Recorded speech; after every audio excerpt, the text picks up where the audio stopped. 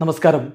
Raf talk മലയാളത്തിലേക്ക് അവർക്കും സ്വാഗതം. കേരള ബ്ലാസ്റ്റേഴ്സിലേക്ക് ജോയിൻ ചെയ്ത പോർച്ചുഗീസ് സ്ട്രൈക്കർ തിയാഗോ ആൽവസിൻ്റെ ആദ്യ പ്രതികരണം പുറത്തു വന്നിട്ടുണ്ട്.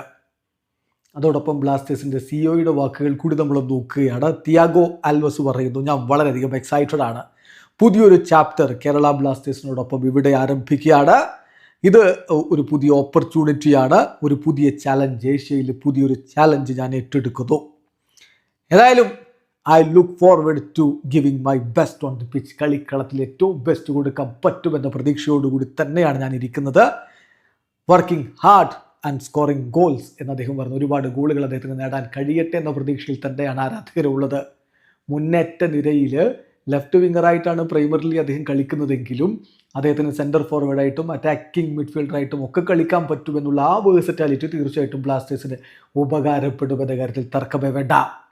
കേരള ബ്ലാസ്റ്റേഴ്സിൻ്റെ സിഇഒ ഇതുമായി ബന്ധപ്പെട്ട് അദ്ദേഹത്തിൻ്റെ സൈനിങ്ങുമായി ബന്ധപ്പെട്ട കാര്യങ്ങളിലേക്ക് പറഞ്ഞ കാര്യങ്ങളിലേക്ക് നമ്മളൊന്ന് പോവുകയാണ്. അദ്ദേഹം പറയുന്നു, തിയാഗോയുടെ സൈനിങ് നമ്മുടെ ഒരു ഡൈനാമിക് സ്ക്വാഡ് ഈ ഒരു സീസണിലേക്ക് ബിൽഡ് ചെയ്യാനുള്ള കമ്മിറ്റ്മെൻറ്റ് റിഫ്ലക്റ്റ് ചെയ്യുന്ന ഒന്നാണ്.